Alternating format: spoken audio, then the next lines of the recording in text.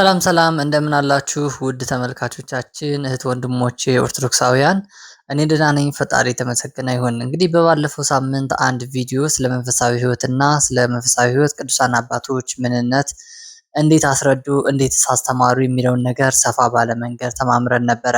ዛሬ ደግሞ መንፈሳዊ ሕይወታችንን ለማበርታት ወይም ደግሞ መንፈሳዊ ሕይወትን ለመጀመር የሚያስፈልጉን መሰረታዊ የሆኑ ነገሮች ምንድን ናቸው የሚለውን ነገር ትንሽ ጠቅለል አድርገን ልናወራ ወደድን። ታዲያ በዚህ ቪዲዮ የተወሰኑ አንድ 5 የሆኑ ሀሳቦችን አነሳላችኋለሁ። ወደ ሀሳቡ ከመሄዳችን በፊት ግን ለዚህ ቻናል አዲስ ከሆናችሁ ሰብስክራይብ አድርጉ። ቤተሰብ የሆናችሁ ደግሞ ላይክ፣ ሼር፣ ኮመንት ማድረግ አይረሳ። በተለይ ይህ የመማማር ሂደት ስለሆነ በኮመንት ሀሳባችሁን ግለጹ። አስተያየታችሁን መግለጽ ትችላላችሁ። ወደ ሀሳቡ ስንሄድ እንግዲህ ለንስሐ የሚያስፈልጉን ለመንፈሳዊ ህይወታችን የሚያስፈልጉን ምንድን ናቸው የሚለውን ነገር ዛሬ እንግዲህ ጠቅለል አድርገን እናወራለን። ከመግቢያ ለማለት እንደፈለኩት በኢትዮጵያ ኦርቶዶክስ ተዋሕዶ ቤተክርስቲያን አስተምህሮ መሰረት መንፈሳዊ ህይወት የሚለው የድህነት ዋነኛ መንገድ ተብሎ ይወሰዳል። በውስጡ ብዙ ነገር ጠቅልል አድርጎ ስለሚይዝልን። ታዲያ ከነዚህ ውስጥ ዋነኛውና መጀመሪያው የሆነ ሀሳብ ስጀምርላችሁ ንስሐ አባት መያዝ ይሆናል ማለት ነው። ለመንፈሳዊ ህይወታችን እንግዲህ በጣም ትልቁ ድርሻ የሚወጡት ንስሐ አባቶች ናቸው፣ ወይም ደግሞ የመንፈሳዊ ህይወት አባቶቻችን ይህንን ትልቅዬ ድርሻ ይወጡልናል ማለት ነው። እኛ በመንፈሳዊ ህይወታችን እንድንበረታ እንድንጠነክር ያግዙናል። ስለ ንስሐ በጣም በብዙ ድርሳናት በጣም በብዙ ገድላትና መጻሕፍት ተመስክሮ ይገኛል። እንግዲህ በማቴዎስ ወንጌል ምዕራፍ 3 ቁጥር 2 እና ምዕራፍ 4 ቁጥር 17 ላይ ተጽፎ እንደምናገኘው ዮሐንስ መጥምቅ ስለ ንስሐ እንዲህ ብሎ ያስተምር ነበረ።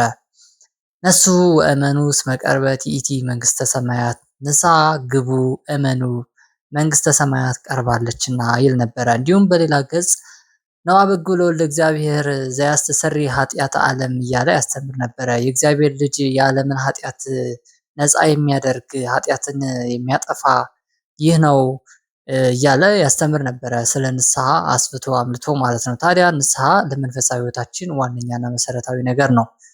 ከዛ ውጭ ባሻገር ንስሐ የመንግስተ ሰማያት መግቢያ ነው ተብሎ ይነገራል ማለት ነው በመጽሐፍ ቅዱስ። ሌላኛው እግዚአብሔር የኃጢአተኛውን መመለስ ይፈልጋልና ንስሐ በጣም ትልቅ ነገር እንደሆነ ይነገራል። እግዚአብሔር የሚቀጣው ስለሚጠላቸው ሳይሆን ይላል ተመልሰው በህይወት እንዲኖሩ ስለሚፈልግ ነው።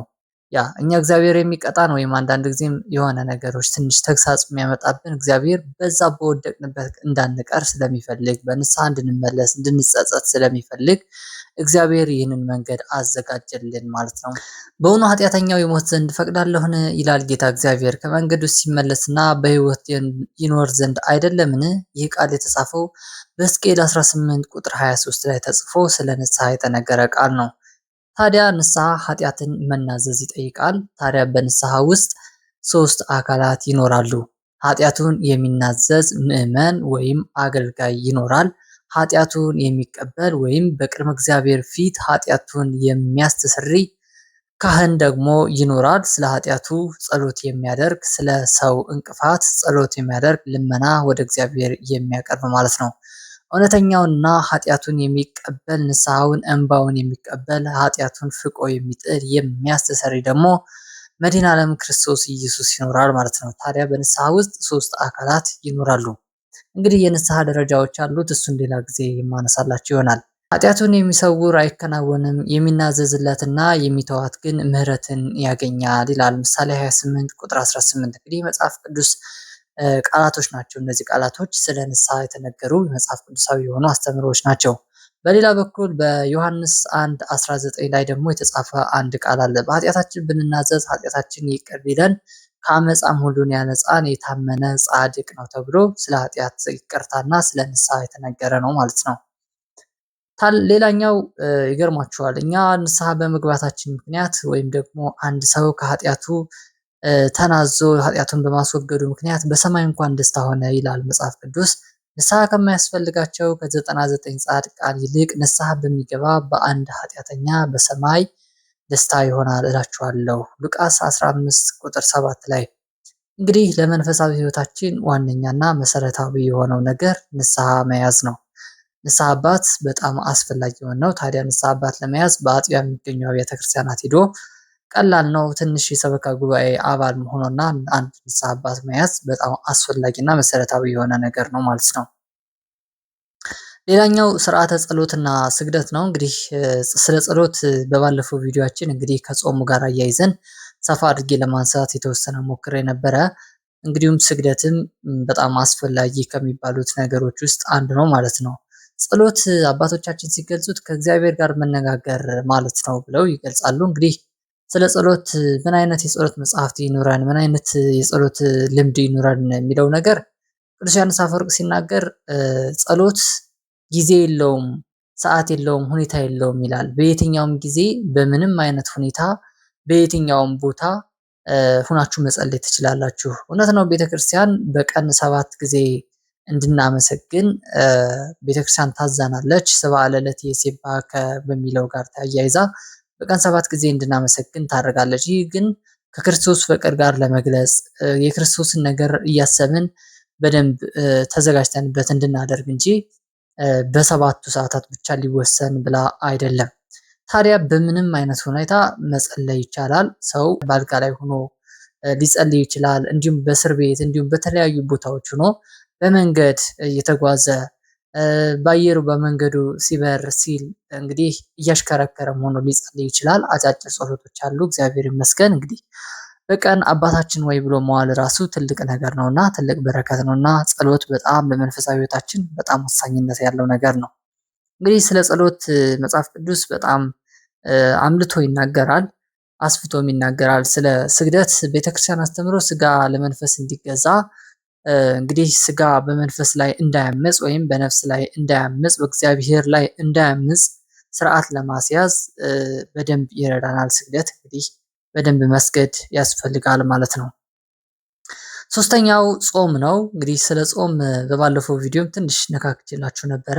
ለመንፈሳዊ ሕይወታችን መሰረታዊ ሀሳቦች ላይ በደንብ ትኩረት ሊደረግበት የሚገባው ጾም ነው። ጾም የፈቃድ ጾም ይባላል። እንዲሁም ደግሞ የአዋጅ አጽዋማት አሉ። እንግዲህ 7ቱ የአዋጅ አጽዋማት አሉ። ሰው በመንፈሳዊ ሕይወቱ ለመበርታት በጣም ስጋ የሚበረታ ከሆነ ስሜት የሚያስቸግረን ከሆነ እንግዲህ ከአባት ንስሐ ጋር እየተነጋገርን የመንፈሳዊ የሆኑ ጾሞች የፈቃድ ጾሞች ማድረግ እንችላለን። ጾም ምን አይነት መጾም ያለብን ተብሎ ሲነገር እንግዲህ አባቶቻችን እንደሚያስተምሩን ከስጋና ከመብል ከመጠጥ ብቻ መከልከል ሳይሆን ዓይን የሚጾም ጆሮ የሚጾም ሁሉ የሚጾም ብለው ይናገራሉ። ፍትወትን የሚቀሰቅሱ ነገሮች ከመስማት ፍትወትን የሚቀሰቅሱ ነገሮች ከማየት እንድንቆጠብ በደንብ ያስተምሩናል። ታዲያ ለመንፈሳዊ ሕይወታችን በደንብ ለማጠንከር ይህ ነገር በደንብ ይረዳናል ማለት ነው። ወደ አራተኛው እና ዋነኛ የሆነ ሀሳብ ደግሞ ሲሄድላችሁ ንባብና ትምህርት ነው። ንባብና ትምህርት በሁለት ከፍለን የምናየው ነገር ነው። ንባብ የሚል አለ፣ ትምህርት የሚል አለ። እንግዲህ ትምህርት በቋሚነት መማር ይጠበቃል። እንግዲህ እንደ ቤተክርስቲያን የቻለ በቋሚነት ቢማር በሰንበት ትምህርት ቤት፣ በወንጌል ማህበራት፣ በቴዎሎጂ ዓለም፣ በመንፈሳዊ ዓለም፣ በቆሎ ትምህርት ቤቱ ምናምን ብንማር የተሻለ ነው። ያም ባይሆን ግን ቢያንስ እያነበብን በቅዱሳት መጽሐፍቱን መጽሐፍ ቅዱስን የተለያዩ መጽሐፍቶች እያነበብን መንፈሳዊ ሕይወታችንን ለማሳደግ ወይም ለማጠንከር በደንብ ማንበብ ይጠበቅብናል ማለት ነው። ታዲያ ከቤተክርስቲያን ከምታስተምራቸው በጣም የሚገርሙ የንባብ ስርዓቶች ነው ያሏት። ከነዚህ ውስጥ እንግዲህ ዋነኛ ለንባብ የምታዘጋጀው ቤተክርስቲያን ራሳችን ለመግዛት ለመንፈሳዊ ሕይወት ለመቅረብ መጽሐፍ ቅዱስ ነው። በተለይ አራቱ ወንጌላውያን፣ ቅዱስ ጳውሎስ መልእክት፣ እነዚህ ለመንፈሳዊ ሕይወታችን በደንብ ምክር ይሰጣሉ። በደንብ ተግሳጽም ስለሚሰጡ ለመንፈሳዊ ሕይወት እንድንበረታ ያግዙናል፣ ያበረታቱናል ማለት ነው። ሌላ በኩል እንግዲህ የቅዱሳን ታሪክ እንደ ስንክሳር እንዲሁም ሌሎች ታሪኮች የመሳሰሉ ብዙ መጽሐፍት ተጽፈዋል። ከነዛ ውስጥ እያነሳን እንግዲህ ማንበብ ይጠበቅብናል ማለት ነው። ታዲያ ስናነብ ግን ልብ ሊባል የሚገባ ነገር አለ። መጽሐፍ ቅዱስ ወይም ደግሞ ትንሽ ከበድ ያሉ አንዳንድ መጽሐፍቶች አንስተን ስናነብ በጣም ብዙ ጥያቄ ሊፈጠርብን ይችላል፣ ወይም እርስ በርሱ ሊጋጭ የሚመስለን እንዲችል ይሆናል። ታዲያ ለዚህ ትልቁ መፍትሄ ቀለል ካሉ መጽሐፍቶች መጀመር ነው። እንደዚህ ቀለል ያሉ መጽሐፍቶች ጀምረን ወደ ጥልቁ ደግሞ ቀስ እያልን እንሄዳለን ማለት ነው። በመቼም ሁኔታ በየትኛውም ጊዜ ግን ከቅዱሳት መጽሐፍት ውስጥ ጥያቄ ሲፈጠርባችሁ በአካባቢያችሁ ያሉ አብያተ ክርስቲያናት ላይ የሚያገለግሉ ካህናት ይኖራሉ፣ ዲያቆናት ይኖራሉ። ብትችሉ ስልካቸውን ይዛችሁ ጥያቄ ሲፈጠርባችሁ ደውላችሁ መጠየቅ፣ ባትችሉ ደግሞ ጥያቄውን ሰብስባችሁ ጽፋችሁ ይዛችሁ ቤተክርስቲያን በምትሄዱበት ሰዓት እንግዲህ መጠየቅና ከአባት ንስሐ ጋር ስለነዛ ጥያቄዎች በደንብ አውሮ በደንብ ደግሞ ይጠቅማችኋል ማለት ነው። መጽሐፍት የእምነት መሰረት ለመጣል የሚያስፈልጉ ትንሽ መጽሐፍቶች አሉ። ከነዚህ ውስጥ እንግዲህ በዋናነት የሚጠቀሰው ያው መጽሐፍ ቅዱስ ነው እንዳልኳችሁ። ሌላኛው ደግሞ አዕማደ ምስጢር ነው።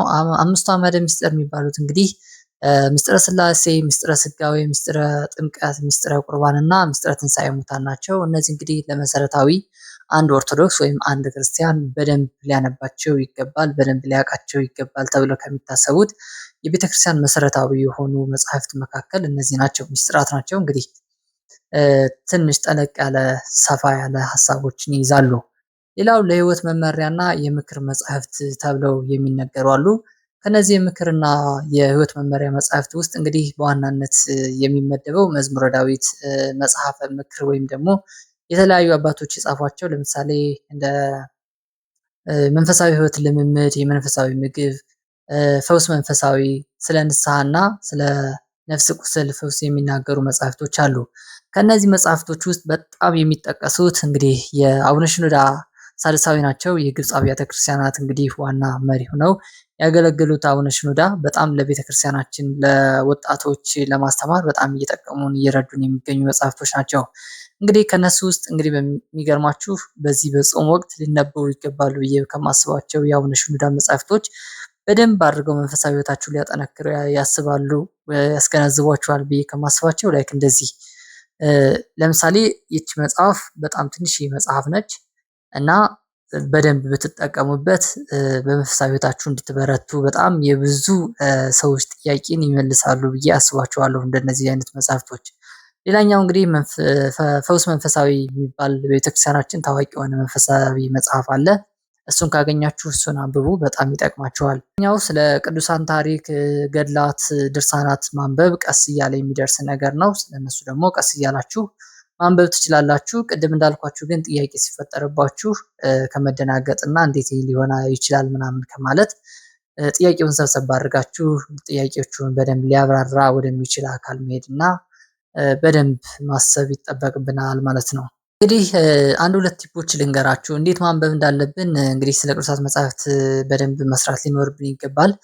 ግን አንድ ሶስት ሀሳቦች ሊኖራችሁ። መጀመሪያ ስታነቡ በጸሎት መጀመር፣ አቤቱ የምትረዳን ሆይ ለአባቶች ለነቢያት ለሐዋርያት የገለጽክላቸው እኔም አንብቤ እንድረዳ እርዳኝ ብላችሁ መጸለይ ይጠበቅባችኋል። ሌላኛው የንስሐ አባትን ማማከር ነው። እንዴት አይነት መጽሐፍቶች ማንበብ እንዳለብን፣ ምን አይነት የእውቀት ሌብል ላይ እንዳለን ማወቅና ከንስሐ አባት ጋራ ተነጋግሮ ስለነዚህ መጽሐፍቶች በደንብ ሀሳብን ይዞ ለማውራት ያስችለናል ማለት ነው። ታዲያ የንስሐ አባት ዋነኛ መፍትሄ ይሆናል ማለት ነው። ሌላኛው ሶስተኛውና ዋነኛው ነገር ደግሞ በጣም ብዙ ሰዎች ልብ ማይሉት ቀላል የሚመስለው ነገር ቀስ ብሎ አለማንበብ ነው። ታዲያ መጽሐፍት ስናነብ ቀስ ብለን ነው ማንበብ ያለብን። ሀሳቡን እየተረዳን ቀስ ብለን በደንብ ቀስ ብለን ነው ማንበብ ያለብን ማለት ነው። አሁን መጽሐፍ ቅዱስ ስታነቡ በቀን ውስጥ ቢያንስ 2 ፔጅ 3 ፔጅ ካነበባችሁ ዓመት ውስጥ በጣም ብዙ ይሆናል ማለት ነው። ስለዚህ ቀስ በቀስ እንደሱ እያደረጋችሁ ካለማቋረጥ ቀስ በቀስ እንደዛ ማንበብ የተሻለ ይሆናል። በአንዴ ብዙ አንብቦ በአንዴ ሀሳቡ ከሚጠፋ በየቀኑ እየከለሱ በየቀኑ እየደጋገሙ ትንሽ ትንሽ ፔጅ ማንበብ የተሻለ ነው። ለመንፈሳዊ ህይወታችን የሚያሳድግልናል ማለት ነው። አምስተኛውና እንግዲህ የመጨረሻ ሀሳብ ይሆናል ብዬ ያሰብኩት ምስጢራተ ቤተክርስቲያን ላይ መሳተፍ የሚለውን ነው። ለመንፈሳዊ ህይወታችን እንግዲህ ዋነኛ ድርሻ ከሚይዙት ደግሞ ምስጢራተ ቤተክርስቲያን መሳተፍ ነው። እንግዲህ ምስጢራተ ቤተክርስቲያን ከሚባሉት ውስጥ ዋነኛው ነገር ስጋና ደሙን መቀበል ነው። ቅዱስ ቁርባን መቀበል የመንፈሳዊ ህይወት የመጨረሻ ግቡና ጉልበት እንድናገኝ አቅም እንድናገኝ ነው። ሐዋርያው እንዳለው ፈተናችሁ ከስጋና ከደም አይደለም ይልቁንስ ከሌላ ነገር ነው እንዳለው ፈተናችን የሚበረታው ፈተናችን የሚጸናው እንግዲህ መንፈሳዊ ህይወት ስንጀምር ወደ ቅዱሳት መጻሕፍት ማንበብ ስንጀምር ከምታስቡት ጊዜ በላይ ልትፈተኑ ትችላላችሁ። በጣም አደገኛ የሆኑ ፈተናዎች ሊመጡባችሁ ስለሚችሉ ታዲያ ለዚህ ዋነኛ መግታው ንስሐ እየገቡ በየጊዜው ቅዱስ ቁርባን መቀበል ነው። ለዚህ ትልቅ መፍትሄ ነው ተብሎ ይታሰባል ማለት ነው። ከንስሐ አባት ጋር በመመካከር ራስን አዘጋጅተህ ቅዱስ ቁርባን ለመቀበል መትጋት፣ እነዚህ ነገሮች በቅዳሴ ሰዓት ቤተክርስቲያን ተገኝቶ ማስቀደስ እና ቃለ እግዚአብሔርን መስማት ሌላኛው ጉዳይ ነው። በዚህ በምስጢራት መሳተፍ። ታዲያ ቀጣዩ እርምጃ የሚሆን ምን ይሁን ካላችሁ በአካባቢያችሁ እንግዲህ ሄዳችሁ ንስሐ መያዝ፣ ከዛ ንስሐ አባታችሁን ጋር እየተመካከራችሁ ወደ ቤተክርስቲያን መቅረብ፣ ቅዱሳት መጻሕፍትን ማንበብ፣ ከዛ በምስጢራት መሳተፍ። እነዚህ ዋነኛ መሰረታዊ የሆኑ ሀሳቦች ናቸው ማለት ነው።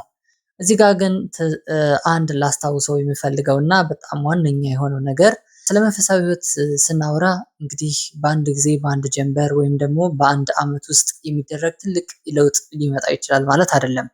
አንድ ጊዜ ስንወድቅ፣ አንድ ጊዜ ስንነሳ፣ አንድ ጊዜ ስንፈተን፣ አንድ ጊዜ ስንጸና ነው የሚሆነው እና በጣም ልብ ልትሉት የሚገባው ነገር በጣም የብዙ አመት ጊዜያቶች የሚፈጅ ነገር ነው። መንፈሳዊ ህይወት በየቀኑ ከእግዚአብሔር ጋር የሚኖረን ግንኙነት ቀጥተኛ እንዲሆን መንፈሳዊ ህይወታችን እያበረታን ስንወድቅ እንደምንም እየበረታን እየጸናን ድጋሚ ንስሐ እየገባን የምናደርገው ነገር እንጂ አንድ ጊዜ በደረጃ የሚሆን ነገር አይደለም። የጊዜ ሂደት በጣም ብዙ ሂደቶችን የሚፈልግ ነገር መሆኑን ታሳቢ እንድታደርጉ ፈልጋለሁ። ምክንያቱም በጣም ብዙ ወጣቶች በአንድ ሳምንት ብዙ ስግደት ይሰግዳሉ፣ በአንድ ሳምንት ብዙ ጸሎት ይጸልያሉ። ግን ብዙ ትንሽ ፈተናው ሲበረታ ድጋሚ ደግሞ ይወድቃሉ ማለት ነው። ታዲያ በየጥቂቱ በየትንሹ መጀመር ለዚህ ትልቅ መፍትሄ ነው። ክርስቶስ ራሱ ሲያደግ ይገርማቸዋል። በበህቅ ልህቀ እንዘይት የዘዝ ለአዝማሪሁ ነው። ዘመዶችን እየታዘዘ በየትንሹ ገዛ ህፃናትን ጠብቆ እንዳደገ ነው ቤተክርስቲያናችን የምታስተምረን።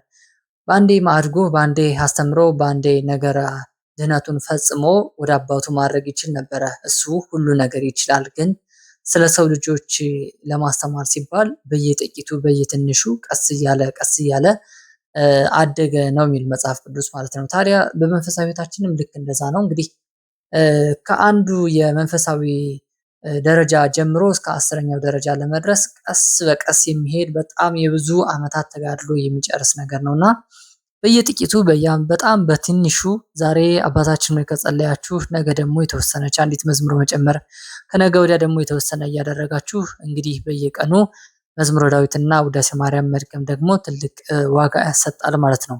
ዛሬ እንደ አጠቃላይ መንፈሳዊ ህይወታችሁን ይረዳሉ፣ ያግዛሉ ብዬ ያሰብኳቸውን ሀሳቦች እነዚህ አምስቱ ናቸው።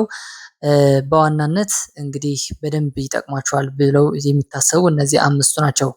ሌሎችም ሀሳቦች ይኖራሉ። እንግዲህ ሌሎች ሀሳቦች ከንስሐ አባት ጋር እንዲሁም ደግሞ ከወንድሞቻችሁ ጋር እየተመካከራችሁ የምታደርጓቸው ይሆናሉ።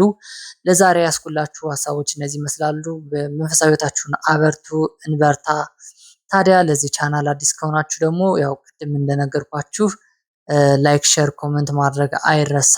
በተለይ ደግሞ ለጓደኞቻችሁ፣ ለወንድሞቻችሁ፣ ለወዳጅ ዘመዶቻችሁ ላኩላቸው። ይህ በጣም የሚጠቅማቸውን ነገር ስለሆነ መንፈሳዊ ህይወት ማሳደግ፣ በመንፈሳዊ ህይወት መጽናት፣ በቤተክርስቲያናችን መኖር የትልቁ የወጣቶች ድርሻ ነው። ነገ ላይ ቤተክርስቲያን ማንም አይረከባትም፣ እኛ ነን ተረካቢዎቿ። ስለዚህ እየተማማርን መንፈሳዊ ህይወታችንን እያሳደግን አባቶቻችን የሰጡንን ቅድስት ቤተክርስቲያን ማቆየት የሁላችንም ድርሻ ነው። እንግዲህ ቸሩ እግዚአብሔር ከእናንተ ጋር ይሁን። የክርስቶስ ሰላምና ፍቅር ከሁላችን ጋር ይሁን። ሰላም ቆዩልኝ። ቸር ሰንብቱ።